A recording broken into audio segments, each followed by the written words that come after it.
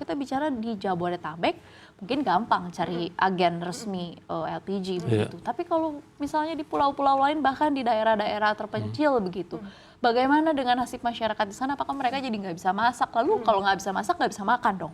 Seperti apa? Mungkin boleh dijawab, Kang Hendra. Jadi memang ini sebuah kondisi rakyat harus, tadi seperti komentar tadi, dikorbankan karena pertama sosialisasinya tidak siap gitu loh. Jadi soal mendadak, bahkan justru dicabut dulu distribusinya, baru dibikin transisi 1 bulan harusnya. Transisi dulu ya? Iya, transisi dulu, baru ada pencabutan. Ini aja menurut saya sudah suatu masalah serius juga. Kedua, masalah misalnya alasan pemerintah soal untuk membela harga yang lebih terjangkau. Sebenarnya jujur aja ya, ketika sekarang ini memang kalau harga keekonomian LPG 3 kilo itu 50.000 ya kan. Cuma dengan adanya kebijakan semacam ini, yang tadinya mungkin rakyat, mungkin kalau saya misalnya contohnya di Cianjur ya, disuruh di Padasuka gitu di desa saya, itu bisa beli harga LPG 3 kilo 28.000. Cuma dengan adanya mungkin ada pencabutan untuk pengecer kayak gini, itu justru akan membuat harga misalnya bayangin orang-orang di kampung itu, ketika dia mau beli LPG 3 kilo, dia harus melewati berapa kilometer di perjalanan, ya kan, dan ongkos juga kan. Nah itu justru malah kontraproduktif dengan mungkin nanti beli di lokasi agen resminya lebih murah, tapi ongkosnya lebih mahal juga gitu. Benar, logis. Iya. Terus juga mungkin yang kedua masalah misalnya alasan ya memang sudah lama ya soal tidak tepat sasaran itu kan memang kenapa pemerintah sudah 17 tahun masalah ini tidak pernah ditangani secara serius. Kalau memang alasannya tidak tepat sasaran, ya udah pemerintah tuh fokus mau nyasar kemana dulu nih, mau dikasih kemana nih LPG ini kan. Saya ingat banget waktu 8 Mei itu 2007 waktu Pak JK ya, Wapres itu meluncurkan program ini, itu cuma ditarget 20 juta keluarga, ya kan. Sekarang ini menurut hitungan saya dengan subsidi kemarin berapa totalnya 7,5 juta metrik ton, itu kurang lebih setara dengan 2,5 miliar kilo LPG. Kalau dibagi 3 kilo berarti sekitar 200 juta. 200 juta LPG. 200 juta ibaratnya keluarga yang memakai. Itu hitungan saya pribadi ya. Mungkin bisa dicek lah. Artinya dari dulu proyeksinya 20 juta orang atau 30 juta orang miskin, sekarang yang makanya itu 200 juta orang.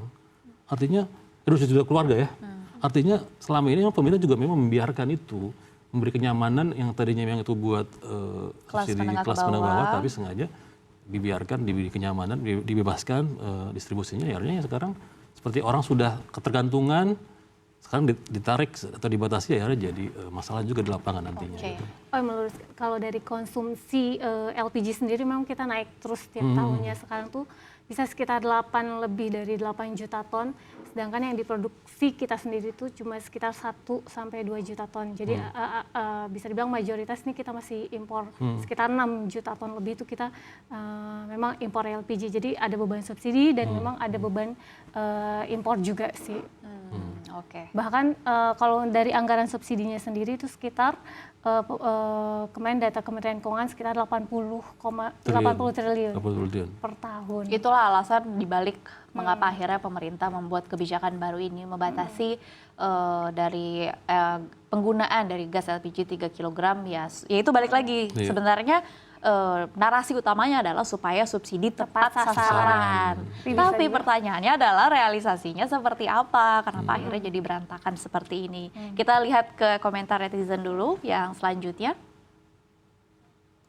Dari @ita_masita19, yang penting gas LPG 3 kg tersedia. Gas LPG 3 kg penjualnya wajib disediakan timbangan karena gas LPG 3 kg beratnya sudah berkurang, tolong dirazia. Maksudnya jadinya gitu kan, saat ada kebijakan yang sosialisasinya juga tidak tepat sasaran, tapi juga digunakan oleh seluruh masyarakat, jadinya banyak celah-celah, yaitu main harga, itu tadi ada yang main dari beratnya, begitu. Kita lihat. Waktu itu kita coba konfirmasi juga ke Pertamina. Pertamina juga bilang,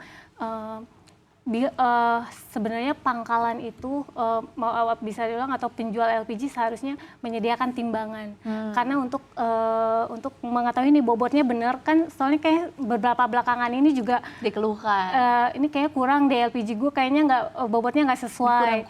Nah kalau Pertamina waktu itu statementnya Pertamina, kalau kosong itu beratnya tuh 5 kilogram. Itu apa? Tabung Total LPG-nya. ya, bruto Tapi ya. kalau misalnya ada isinya kan isinya 3 kilogram, 8 Berarti kilogram. 8 kilogram. Berarti kalau kurang dari itu berarti Nah, bisa harus ditukar dipertanyakan. aja.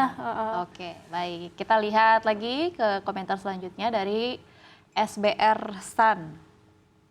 Udah bener biar pedagang kecil bisa ikut jualan. Udah kayak mengurus NIB gampang aja. Emang semua orang melek OSS. Lucu itu emang dia. pejabat Wakanda itu Nah, itu jadinya. dia. Ada Ya mungkin lagi. kalau di Jakarta, Harus ada pendampingan nggak sih? Iya, iya. iya seluruh Jadi, Indonesia loh ini. Saya sempat ngobrol Bayangin sama pedagang satu warung-warung. pengecer di daerah ya, desa itu. Dia selama ini kan hanya dapat jual masuk 20 tabung. Dan dia harus modal satu tabung itu 100.000. Bayangin dia tuh pengecer itu sekitar butuh modal 2 juta sampai 3 juta. Ketika dia harus naik level ke apa namanya? Agen resmi.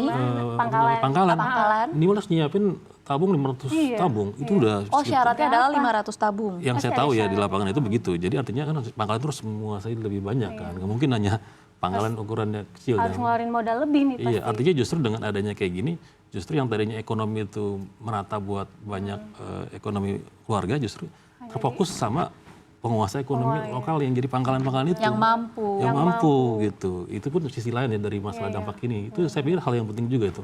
Yang tadinya dikuasain oleh beberapa keluarga yang jualan jadi pengecer, sekarang harus jadi dikuasai oleh pangkalan yang memang punya ekonominya kuat dan modalnya kuat gitu. Atau sebenarnya mungkin, ya itu tadi, kita sepakat ya bahwa sebenarnya tujuannya baik supaya subsidi tepat sasaran gitu. Supaya tidak lagi dinikmati oleh kelas yang salah Iya, begitu kan.